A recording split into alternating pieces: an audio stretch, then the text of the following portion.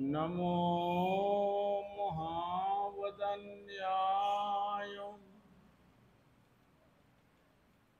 कृष्णा प्रेम प्रदायते कृष्णाय कृष्ण चैतन्य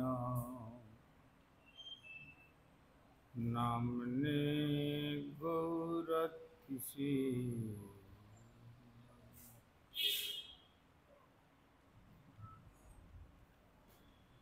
अंगस्य मलिमच्छटाभिरभितुमन्दी यद्दञ्जागुडरुचि संविदधतं पट्टं वरसस्या बृन्दारण्यविलासीनं मृदुलसद्दमाभिदामोदरम् श्रीराधास्कन्दनिवेशितजलभुजम् ध्येयेम श्रीराधा दामोदरम्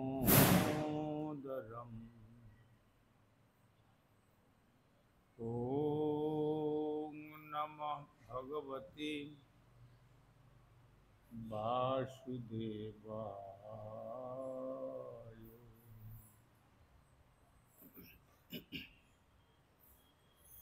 श्रुतिछन्दोगख्य वदति परमं ब्रह्मपूरकम् श्रुतिर्वैकुण्ठखं वदति किल जद्विष्णु सदनम् सितद्दीपञ्चन्यविरलरसिकोऽयं व्रजवनं श्रीनवद्वीपं वन्दे परमसुखदं तं कीर्तितम्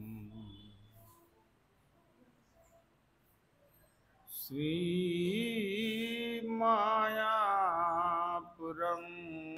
वन्दे परमसुखदं तं कीर्तितम्।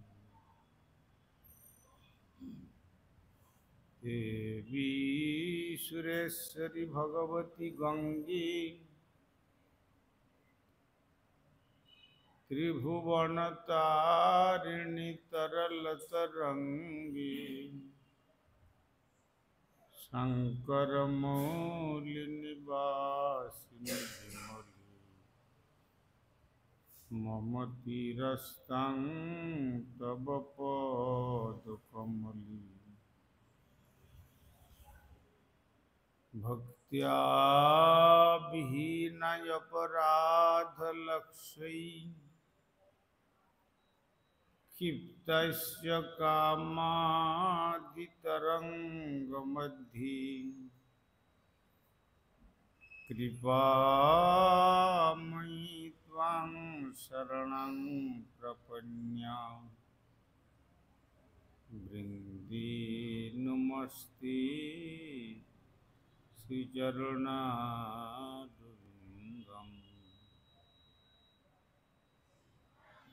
श्रीकृष्ण चैतन्य प्रभु नित्यानंद श्री अद्वैत गदाधर शिवासादि गौरभक्तवृंद। हरे कृष्ण कृष्ण कृष्ण हरे हरे हरे राम हरे राम राम राम हरे हरे।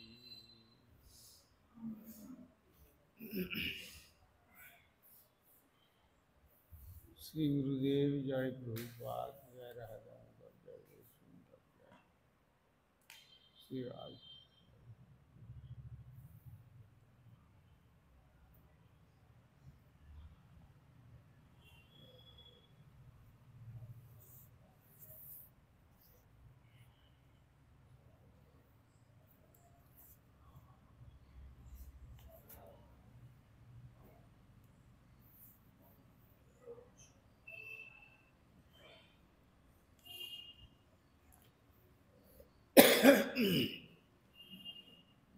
আমরা বিগত কল্য আস্বাদন করেছিলাম সান্ধ্যকালীন অনুষ্ঠানে শ্রীমদ্ ভাগবতম দশম স্কন্ধের দ্বাবিংশ অধ্যায়ের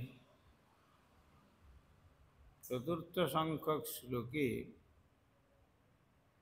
ব্রজদেবীগণ যে 1 মাস ধরে কাত্যায়নী ব্রত করেছিলেন এবং সেই ব্রতে তাদের একান্ত প্রার্থনা ছিল যে নন্দনন্দন শ্রীকৃষ্ণ তিনি যেন আমাদের প্রতিরূপে সর্বপ্রকারে সংরক্ষণ করেন।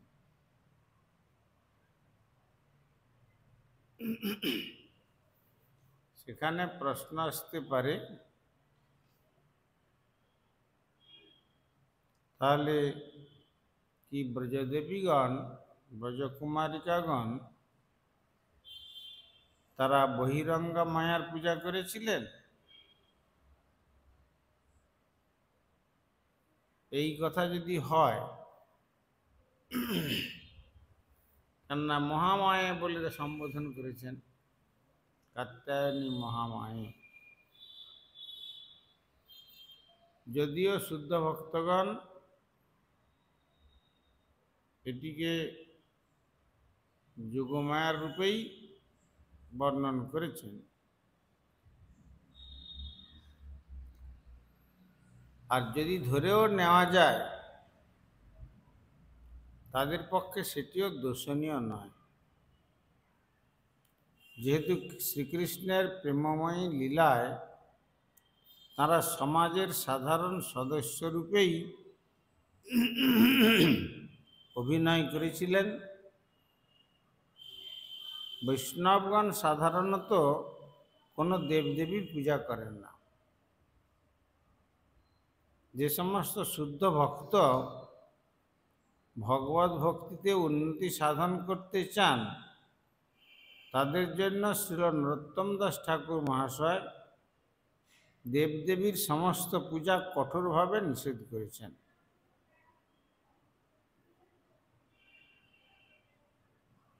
কি বলেছেন? হৃষিকে গোবিন্দ সেবা না পুজিব দেবী দেবা, এই ভক্তি পরম কারণ। ঋষিক মানে ইন্দ্রিয়,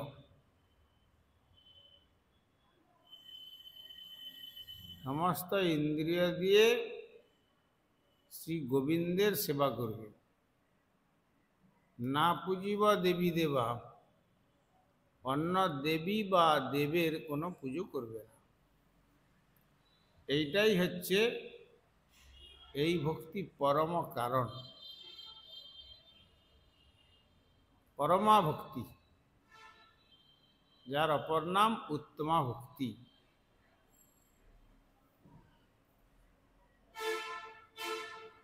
কেন ভক্তি যদি ব্যভিচারিণী হয়ে যায়, তাহলে সেখানে ভজনেতে ইষ্টনিষ্ঠা থাকে না।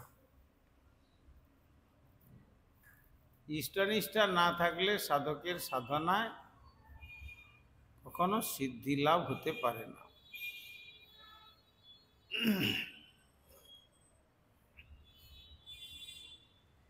তবুও কৃষ্ণের প্রতি তুলনাহীন প্রীতি যাদের, সেই গোপিকাদেরও দুর্গা পূজা করতে দেখা যাচ্ছে। দেবদেবীর উপাসকেরাও কখনো কখনো উল্লেখ করেন যে গোপীরাও তো দেবী দুর্গার পূজা করেছিলেন, কিন্তু গোপীদের কি উদ্দেশ্য ছিল তা আমাদের বুঝতে হবে। সেখানে যদি বলা যায় যে গোপীরাও তো দুর্গা পূজা করেছিলেন, কাত্যায়নী মানে তো দুর্গা দেবী, মহামায়া মানে সেই একই কথা।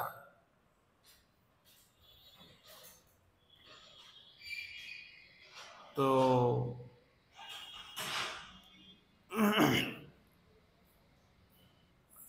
তাদের উদ্দেশ্য কি ছিল? সাধারণত মানুষ দুর্গা পূজা করে কোনো জড় বস্তু জাগতিক আশীর্বাদ লাভের আশায়, কিন্তু গোপীগণ এখানে কৃষ্ণকে সন্তুষ্ট করার জন্য অথবা তার সেবা করার জন্য যে কোনো উপায় অবলম্বন করতে চেয়েছিলেন। কিন্তু গোপীরা এখানে শ্রীকৃষ্ণকে সন্তুষ্ট করবার জন্য অথবা তার সেবা করার জন্য যে কোনো উপায় অবলম্বন করতে চেয়েছিলেন।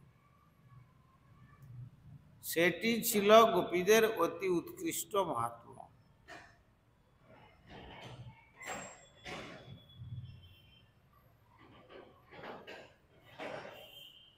তাহলে এখানে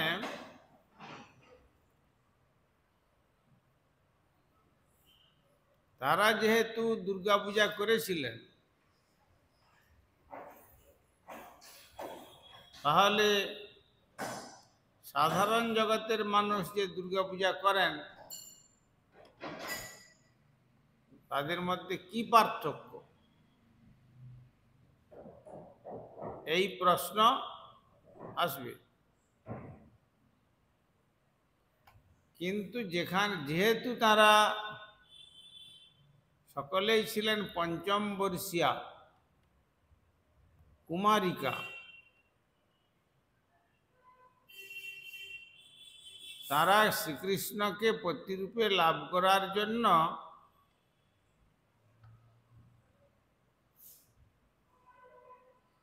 যে ঐকান্তিক নিষ্ঠার সঙ্গে দুর্গা দেবীর পুজো করেছিলেন।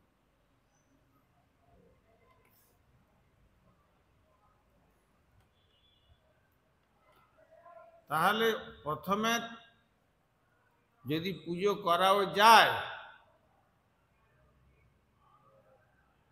সেটি ব্রজদেবীগণের কুমারিকা বয়সী, তাও কৃষ্ণকে লাভ করার জন্য, এই একটা উদ্দেশ্যের পার্থক্য।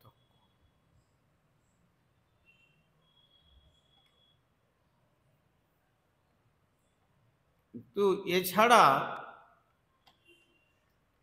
যখন তারা সম্পূর্ণরূপে শ্রীকৃষ্ণ সেবায় নিজেকে নিয়োজিতা করতে পেরেছেন, তখন তারা আর কাত্যায়নী দেবীর উপাসনা করেন।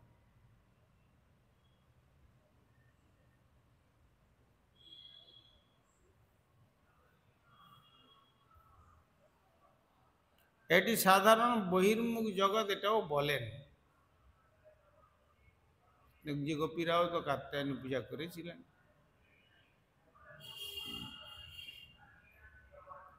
কিন্তু সেখানে তারা কোনো পশু হিংসাও করেননি, বালুকা দিয়ে তৈরি করতেন, যমুনার তটে পুজো করে চলে আসতেন। স্নানাদি করে পুজো করে 1 মাস ধরে তারা এই ব্রত করেছিলেন। আর এই ব্রতের পরেই মহারাসের মিলন মহোৎসব সংগঠিত হয়েছিল। সেই জন্য এখানে যেহেতু শ্রীকৃষ্ণকে সন্তুষ্ট করার জন্য এবং তার সেবা করার জন্য যে কোনো উপায় তারা অবলম্বন করতে চেয়েছিলেন, সেটি ছিল গোপীদের অতি উৎকৃষ্ট মাহাত্ম্য।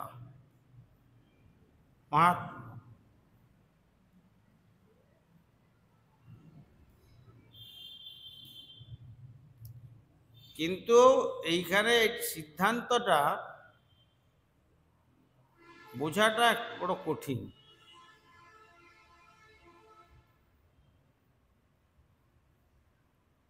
কেন? আবার সেই ভাগবতী দশম স্কন্ধেই বলেছেন, বিলজ্জ মানয়া যস্য স্থাতুমিক্ষা পথে ময়া বিমহতে বিকথন্তে মমহম ইতি দুর্ধিয়। মায়াদেবী ভগবানের কাছে যেতে লজ্জিতা হন, কেননা যেহেতু বহির্মুখ জীবকে আমি আমার এই মিথ্যা মায়ামোহের জালে জড়িয়ে জগৎ সংসারের মধ্যে হাবুডুবু খাওয়াচ্ছি বলে। তাহলে তিনি কিভাবে শ্রী নন্দনন্দন কৃষ্ণকে প্রতিরূপে প্রদান করবেন? এইরকম একটা প্রশ্ন থেকেই যায়। কিন্তু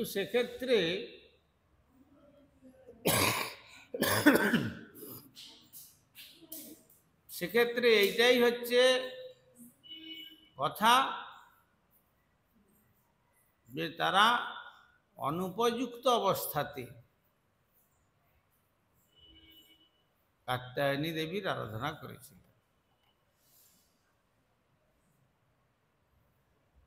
যেমন আমাদের এই নবদ্বীপ পরিক্রমার সময়তে প্রৌঢ়া মায়া, যার অপভ্রংশ হতে হতে পোড়া মাতলা, সেখানে নবদ্বীপ পরিক্রমা পার্টি যান, সকলে গিয়ে প্রণাম করেন, কৃষ্ণ ভক্তি প্রার্থনা করেন। জগতের কোনো কোনো ব্যক্তি প্রারম্ভিক অবস্থাতে বলেছেন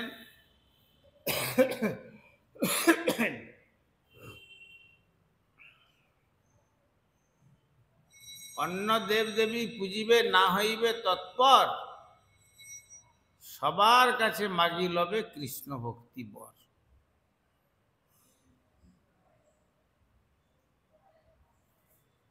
আচ্ছা, এইটা যদি কথা হয়, তাহলে তাদের কি নিজেদের কৃষ্ণ ভক্তি আছে যে তারা কৃষ্ণ ভক্তি আমাকে দিতে পারবেন?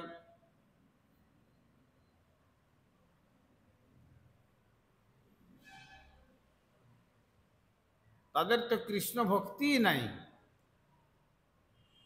কোনো দেবদেবীগণের কৃষ্ণ ভক্তিই তো নাই। তারা তো কৃষ্ণের আরাধনা করে না।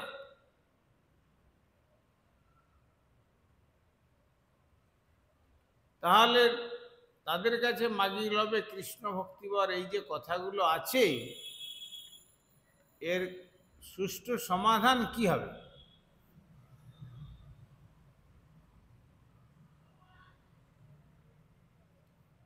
এর সুষ্ঠু সমাধান যদি করতে হয়, তারা তো কৃষ্ণেরই আদেশ নির্বাহক,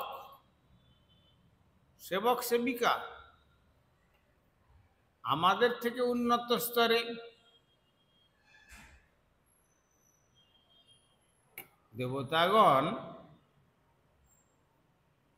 সাধক শ্রেণীর থেকে তো উন্নত স্তরে আছেন। সিদ্ধ ভূমিকার কথাটা বাদ দিলাম,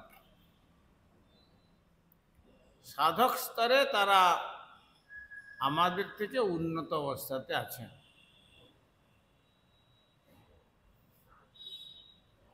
সেই সূত্রে প্রাথমিক স্তরে অন্তত তাদের স্তরে উন্নীত যদি হওয়া যায়, বা তারা যদি কৃষ্ণের জন্য প্রার্থনা করেন, কোথাও কোথাও এই প্রার্থনাও মঞ্জুর হয়েছে। কোথায়? যেমন গোবিন্দ ঘোষ, গোবিন্দ দাস,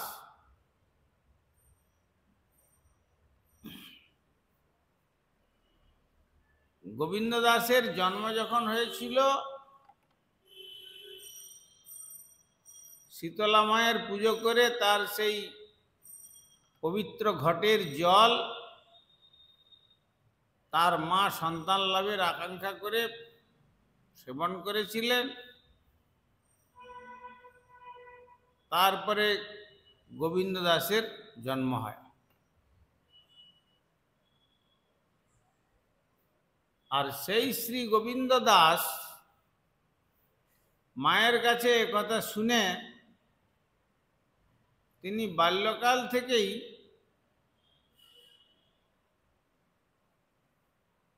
ওই দেবী পূজা করতেন।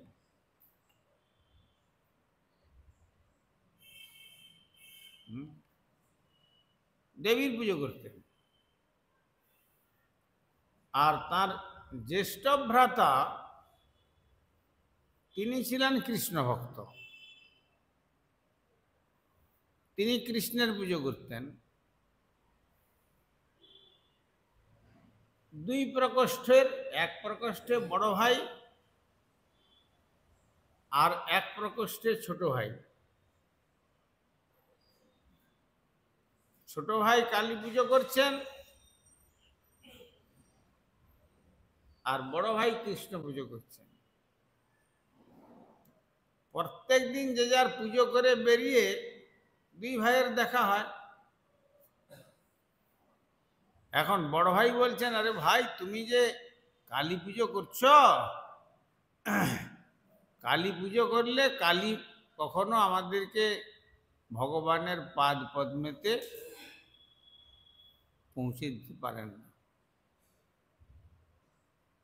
ওই দেখছো না তার গলায় যে মুন্ডু মালাগুলো আছে, যেসব পুজো করছিল যারা তাদেরই মাথা কেটে তিনি মালা ঘুরে গলায় দিয়েছেন। হাতে ওই রাবণের পুত্র মহিরাবণ, মহিরাবণের পুত্র ওহি, হ্যাঁ, তারই মালা তার হাতে, বাঁ হাতে চুটি ধরে মাথাটা কেটে নিয়েছে। এই হচ্ছে তোমার মায়ের পূজার ফল।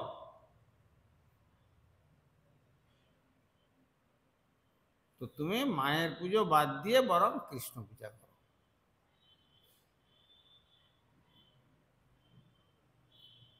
তো এইভাবে প্রত্যেক দিন বললে তো একটা বলতে শুনতে শুনতে শুনতে শুনতে মানুষের একটা তিক্ততা আসে। আর দুই ভাইয়ে একদিন খুব তর্ক বিতর্ক লাগলো। হ্যাঁ, তুমি আমার ইষ্টামূর্তি কালী, আর তাকে তুমি ছোট করো। তোমার কৃষ্ণের এমন কি গুণ আছে? বৃন্দাবনে সব গরু চড়িয়েছেন আর গোপ গোপীদের সঙ্গে বিহার করেছেন, আর চুরি করা পদ্ধতি, চুরি করার স্বভাব আছে, ইত্যাদি ইত্যাদি নানা রকমভাবে কটূক্তি করেছেন। মন্দিরের বাইরে বেরিয়ে এসে দুইজনে সেই দিন রাত্রিতে গোবিন্দ ঘোষ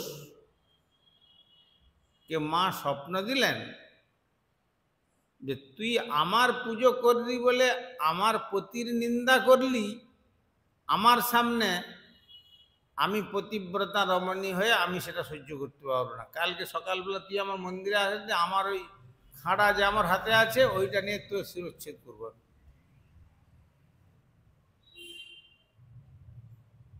হ্যাঁ,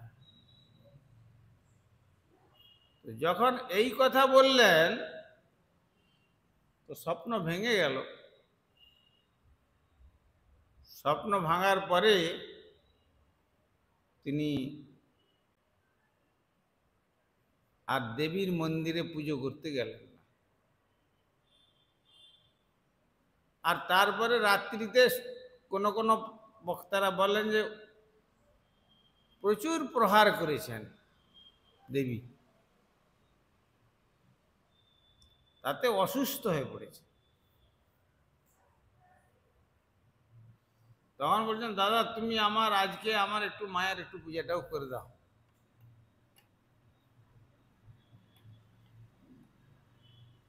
তখন কি করছেন না, সকালে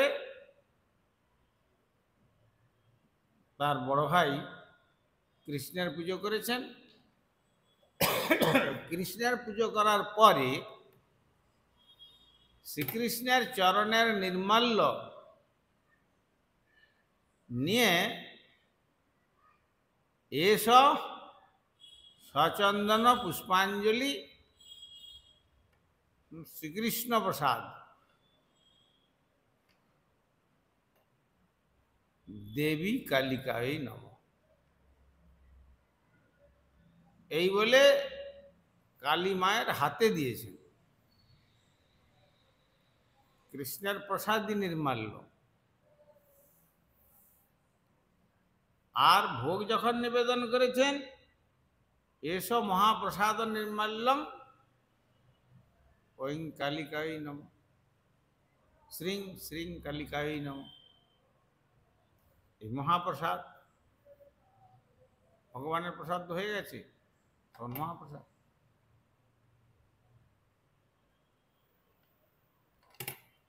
সেই দিন আবার রাত্রে স্বপ্ন দিয়েছেন দেবী, দেখ তুই যে এতদিন আমার পুজো করেছিলিস, এগুলো আমি একদিনও ভোজন করি নাই, আমার সব ডাকিনি শাকিনি এইগুলো সেই খেত, আমি ক্ষুধার্তই ছিলাম, কিন্তু আজকে আমার প্রভুর প্রসাদ পেয়ে আমি তৃপ্তি লাভ করি।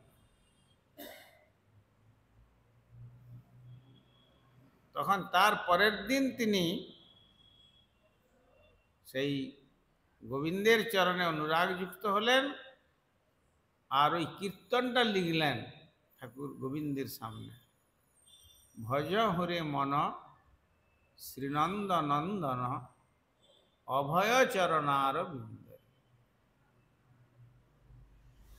যদি কেউ সাধন জগতে অভয় লাভ করতে চান, তাহলে শ্রী নন্দনন্দন কৃষ্ণের ভজন করুন।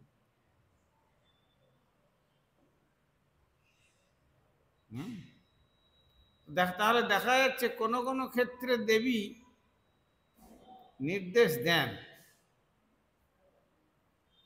সাধকের অবস্থার পরিপ্রেক্ষিতে, কিন্তু যখন সাধক চরমেতে পৌঁছে যান, তখন কিন্তু আর অন্যান্য দেবদেবীর পুজো করবেন না।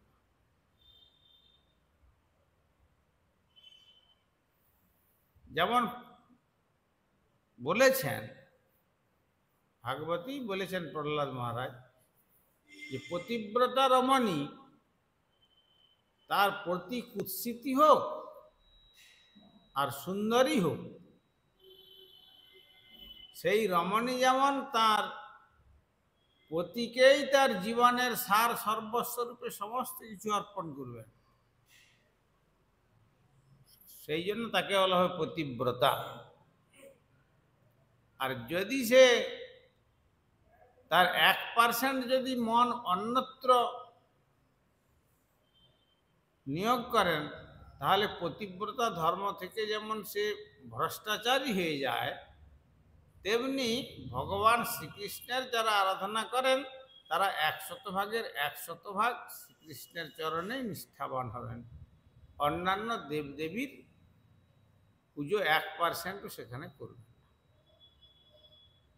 সেই ক্ষেত্রে নরোত্তম ঠাকুর বলেছেন, ঋষিকে গোবিন্দ সেবা না পুজিব দেবী দেবা, এই ভক্তি পরমকাল।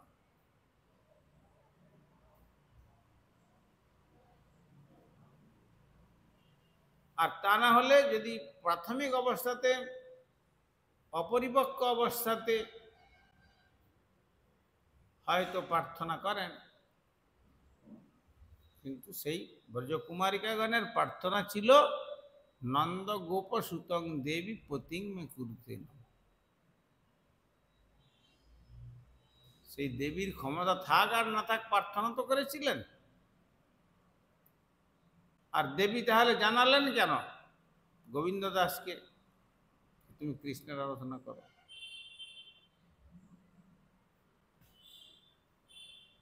এইভাবেও দেখা যায় অবস্থার পরিপ্রেক্ষিতে। আবার জড় ভরতের ওখানে দেখা যাচ্ছে কোথায়, কুরুক্ষেত্রে, যখন সেই ভরতকে বলি দেওয়ার জন্য কাপালিকরা নিয়ে গিয়েছে কার্তিক মাসের অমাবস্যার দিন মধ্যরাত্রিতে, একবারে স্নান টান করিয়ে গলায় জবা ফুলের মালা দিয়ে, কপালে সিঁদুর দিয়ে, টা দিয়ে একবারে অভিষেকটে করে যূপকাষ্ঠে ঢুকিয়ে দিয়েছে। তিনি তো কৃষ্ণ ভক্ত, কৃষ্ণ ভক্ত অশান্ত হবে না? শান্ত, সর্ব অবস্থাতেই শান্ত, যেহেতু নিষ্কাম। যেমন মরণ হলেও কৃষ্ণের নামে আমার মৃত্যু হবে, আর বেঁচে থাকলেও কৃষ্ণের নামে আমি বেঁচে থাকবো। কিন্তু কি হলো, সেখানে যূপকাষ্ঠের মধ্যে ঢুকে যে খাড়া দিয়ে ভরতকে বলি দেওয়ার কথা, মূর্তি বিদীর্ণ করে দেবী বেরিয়ে চলে আসলেন। বেরিয়ে এসে ওই খাড়া দিয়ে সেই কাপালিকদের শিরচ্ছেদ।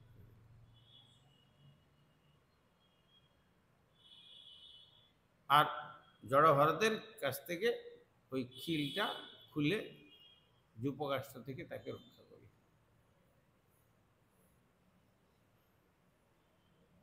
তোমাদের এত বড় স্পর্ধা হয়েছে যে আমার প্রভুর ভক্তকে আমার কাছে নিয়ে আসছে, বলি দিও দান করবে,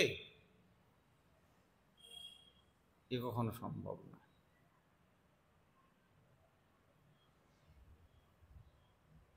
সেই জন্য কৃষ্ণ ভক্তের সর্বদেব বন্ধুতা, সমস্ত দেবদেবীগণ কৃষ্ণ ভক্তের সঙ্গে বন্ধু সুলভ আচরণ করে। তা বলে কাউকে কোনো দেবদেবীর নিন্দা করতে হবে না। মহাপ্রভু বলেছেন, কাহারেও না করে নিন্দা কৃষ্ণ কৃষ্ণ বলে। হ্যাঁ, অজয় চৈতন্য সেই জিনিবে কহে, সকলে সম্মান করিতে সকতি দেহনাথ যথাযথ।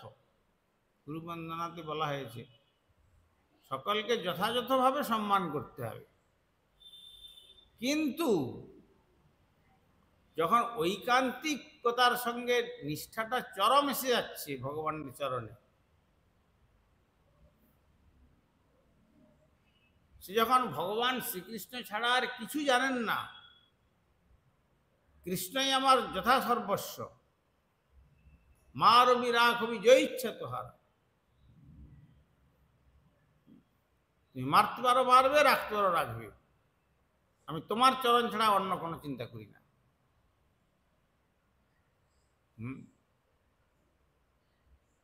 সেখানে কিন্তু নিষ্ঠাটা অন্যরকম হয়ে যাবে। কিরকম হবে? যেমন বজরাঙ্গজি দর্শন করলেন রাজসযজ্ঞের দ্বারদেশে পাণ্ডবের কৃষ্ণকে, কোনো কথা বললেন না, কোনো সম্বর্ধনা নাই, জয় শ্রীকৃষ্ণ তুমি আমার প্রণাম স্বীকার করো, কিছু কোনো কথা কিচ্ছু বললেন,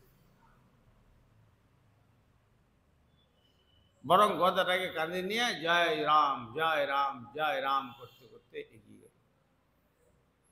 কৃষ্ণ কোনো মর্যাদা দিয়েছেন? ঐকান্তিক নিষ্ঠার কথা দেখিয়েছেন। এই জন্য বৃহৎ ভাগবতামৃতমের মধ্যে সনাতন গোস্বামী দাস্যরসের পরাকাষ্ঠা ভক্ত বজরাঙ্গজিকে বলেছেন।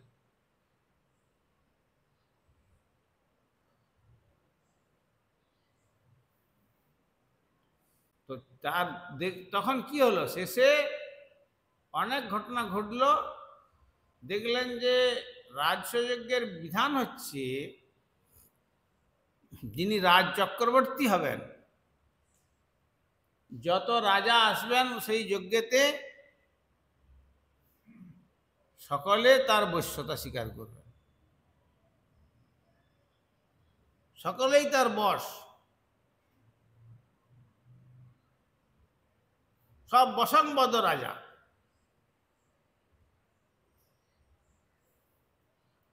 তবেই তিনি রাজসযজ্ঞ করতে পারবেন, তা নাহলে পারবেন না। যখন এই প্রস্তাব দিয়েছিলেন কৃষ্ণ, তখন যুধিষ্ঠির বলেছিলেন, কৃষ্ণ এটা কি করে সম্ভব আমার পক্ষে? পৃথিবীতে এই কত বড় বড় সব রাজারা রয়েছেন, এদেরকে তো পরাজিত করা সম্ভব না। বলে আমি তো আছি, তোমরা সূচনাটা তো করো। তো মোটামুটি যাই হোক, সবটা করে নিয়ে এসে দ্বারদেশে এই লীলাটি ঘটছে। সকলকে কার্যের ভার দিয়েছেন, কৃষ্ণ এই সেবার ভার নিয়েছেন দ্বারদেশে আতিথ্য। কেননা অতিথি যদি বিমুখ হয়ে ফিরে যায়, তাহলে তার সমস্ত কিছু শ্রীহীন হয়ে যায়। অতএব কোনো রাজার যেন অমর্যাদা না হয়, সকলকে সম্মান করবেন। কৃষ্ণ বুদ্ধিমান, সর্বশক্তিমান। আবার তখন দেখলেন যে বজরাং আমাকেই প্রণাম করলো না, একটু মর্যাদা প্রদান করলো না, আর রাজ সিংহাসনে যুধিষ্ঠির মহারাজ বসে আছেন, যুধিষ্ঠির মহারাজকে সম্মান করবে? করবে না। আর যদি না করে থাকেন তাহলে সেখানে যুদ্ধ হবে। যুদ্ধ থেকে পরাজিত করলেই তবে রাজসযজ্ঞ আরম্ভ হবে, অগ্নি জ্বালানো হবে হোমে।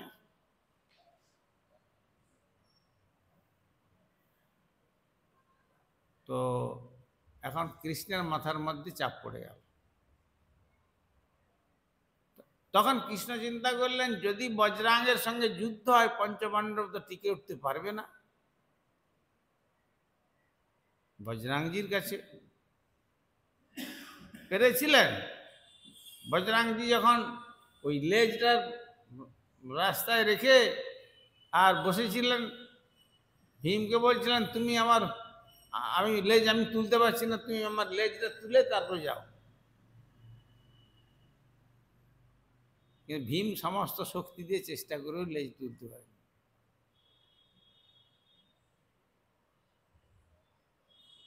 বিরাট শক্তির অধিকারী, তো সুতরাং পঞ্চপাণ্ডবদের কাছে টিকে উঠতে পারবে না, তাহলে তো রাজসযজ্ঞটা পণ্ড হয়ে যাবে। তখন শ্রীকৃষ্ণকে চোখের পলকে দ্বারদেশ থেকে কৃষ্ণ রূপ ছেড়ে দিয়ে রাম রূপ ধারণ করে ধনুর্বাণ নিয়ে যুধিষ্ঠির মহারাজ যে সিংহাসনে বসে আছেন তার পিছনে দাঁড়াতে হয়েছিল কৃষ্ণকে। নিষ্ঠা হইতে উপজয় প্রেমের তরঙ্গ। কিরকম নিষ্ঠাটা দেখো!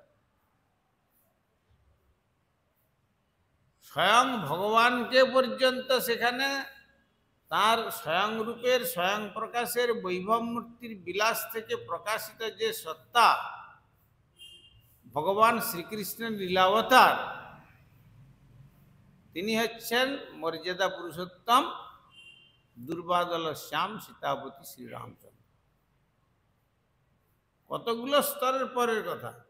স্বয়ং রূপ, স্বয়ং প্রকাশ, তার বৈভব, তার বিলাস, বিলাসের থেকে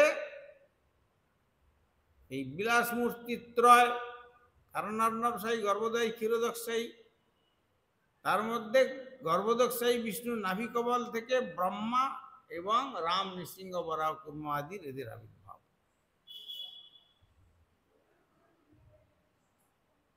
কতগুলি স্তরের নিচে, আর সেইখানে থেকে ভগবানকে সর্বোচ্চ স্তর থেকে তাকে নেমে আসতে হলো এই বজরাঙ্গের ভক্তির কাছে।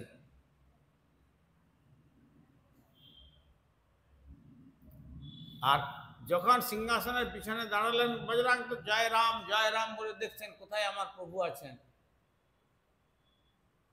তখন বজরাঙ্গী শুধু দেখতে পেলেন যে যুধিষ্ঠির মহারাজের সিংহাসনের পিছনে ধনুর্বাণ নিয়ে রামচন্দ্র দাঁড়িয়ে আছে, আর কেউ দেখতে পেলেন না। তখন জয় রাম বলে বজরাং যখন গদাটা রেখে দিয়ে প্রণাম করলেন, প্রণাম করার উঠার আগেই ভগবান ওখান থেকে শুরু করেছে। লোকে কি জানলো? লোকে জানলো যে বজরাং মনে হয় যুধিষ্ঠির মহারাজকে প্রণাম করল। ব্যাস, রাজসযজ্ঞ আরম্ভ হয়ে গেল। সুষ্ঠুভাবে। যজ্ঞ শেষ হলো, বজরাং যখন বেরিয়ে যাচ্ছেন, কৃষ্ণ বলছেন, আচ্ছা বজরাং, আচ্ছা তুমি আমার লীলাবতারকে প্রণাম করলে, আমি যে স্বয়ংরূপ, আমাকে তো একটু মর্যাদা প্রদান করলে না। বলছেন, তখন বলেছিলেন, শ্রীনাথে জানকীনাথে অভেদ পরমাত্মনি তথাপি মম সর্বস্ব রাম কমললোচন। শ্রীনাথ অপ্রাকৃত লক্ষ্মী রাধা ঠাকুরানী,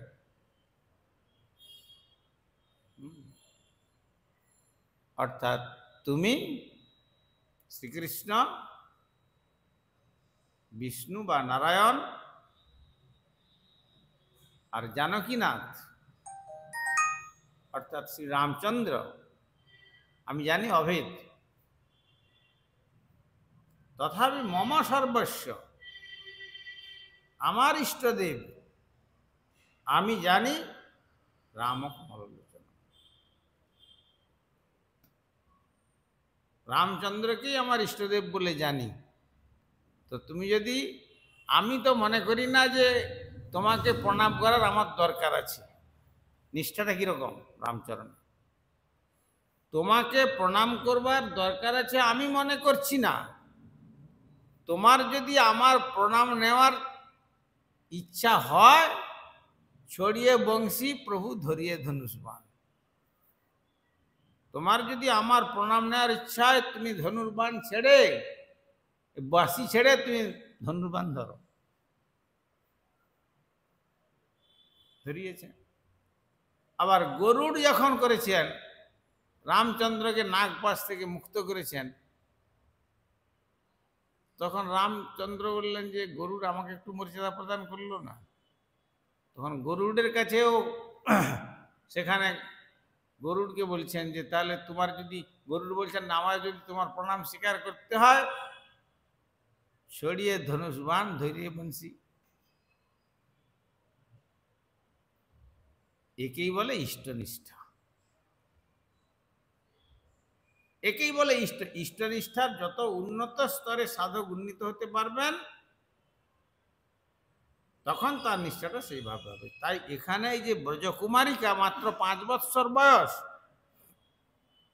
তথাপি তাদের এখানে কৃষ্ণ সেবার আকাঙ্ক্ষাটা যাতে লাভ হয়, এইটা প্রার্থনার জন্যই কাত্যায়নী দেবীর পূজা করে বলেছিলেন, কাত্যায়নী মহামায়ে মহাযোগী নদীশ্বরী নন্দগোপ সুতং দেবী প্রতিমা করতে নাম।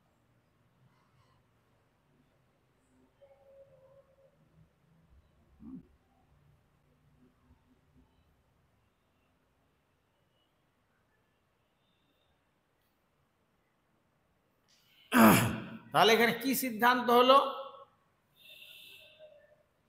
সিদ্ধান্তটা হলো, ব্রজদেবীগণের মধ্যে কোন রকম জড়গুণের অস্তিত্ব থাকতে পারে বলে কৃষ্ণের ঐকান্তিক ভক্ত কখনোই কল্পনাও করেন না। তাদের সকল কার্যাবলীর একমাত্র উদ্দেশ্য ছিল কেবলমাত্র কৃষ্ণকে ভালোবাসা, তাকে সন্তুষ্ট করা। আমরা যদি যজ্ঞের মতো তাদের কার্যাবলীকে কোনোভাবে জাগতিক বলে বিবেচনা করি, তাহলে কৃষ্ণ চেতনা আমরা হৃদয়ঙ্গম করতে পারবো না, আর আমাদের পক্ষে শ্রীকৃষ্ণের আরাধনা মন্দরাচল সদৃশ দূরে অবস্থিত হবে। বাঞ্ছা কল্পতরুষ কৃপা সিন্ধু ভৈবচ পতিতানাং পাবনেভ্যো কৃষ্ণ।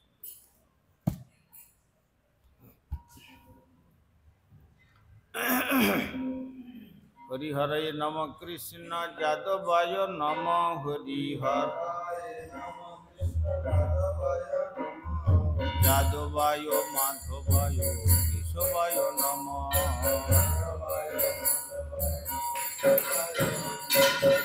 গোপাল গোবিন্দ রাম মধুসূদন, গোপাল গিরিধারী গোপীনাথ মদন মোহন।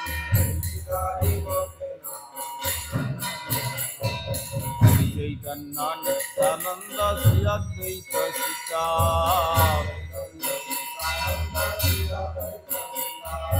হরি গুরু বৈষ্ণব ভাগবত গীতা, হরি গুরু শ্রীরূপ সনাতন ভট্ট রঘুনাথ,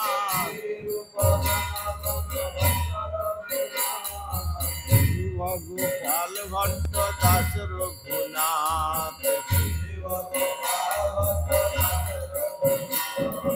এই ছয় গোসাইর করি চরণ বন্দন, যাহা হইতে বিঘ্ন নাশ অভীষ্ট পূরণ, এই ছয় গোসাই যার মই তার দাস, সবার পদ রেণু মোর পঞ্চগ্রাস,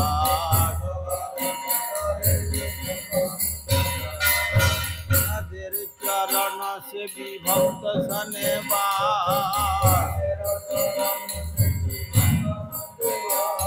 আমার জনমে জনমে হয় এই অভিলাষ,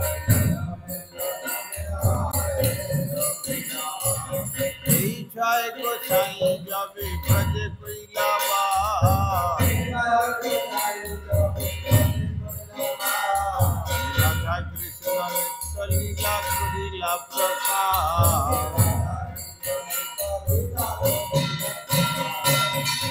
আনন্দে বল হরি ভজ বৃন্দাবন, শ্রী গুরু বৈষ্ণব পদে মজাইয়া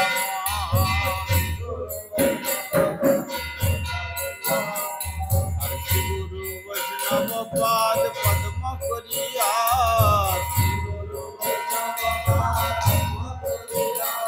হরি নাম সংকীর্তন কহে নরোত্তম দাস,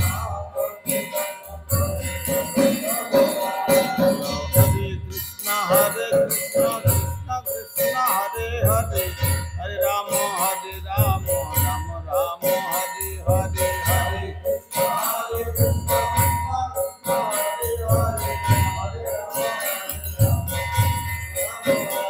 জয় গুরু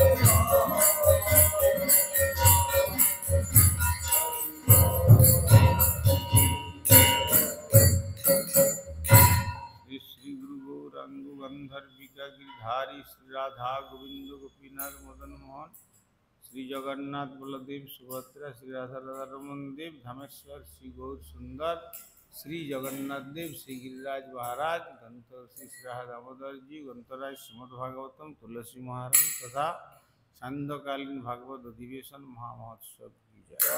परमाराध्य श्री गुरुपाद पद्म विष्णुपाद श्री श्रीमद भक्ति कुमुद संत गोस्वामी ठाकुर की जय। जगत गुरु श्रील प्रभुपाद भक्ति सिद्धांत सरस्वती गोस्वामी ठाकुर की जय। पार्षद सच्चिदानंद श्री गौर सुंदर की जय। पार्षद श्रील प्रभुपाद की जय। श्री रूपानुग गुरुवर्ग की जय। ग्रंथराज श्रीमद् भागवतम की जय। सदा भक्त वृंद की जय। श्री श्री निताई गौर प्रेमानंदे